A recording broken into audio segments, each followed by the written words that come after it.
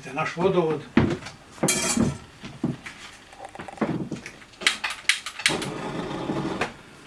Sad ćemo još jedan praviti ovako.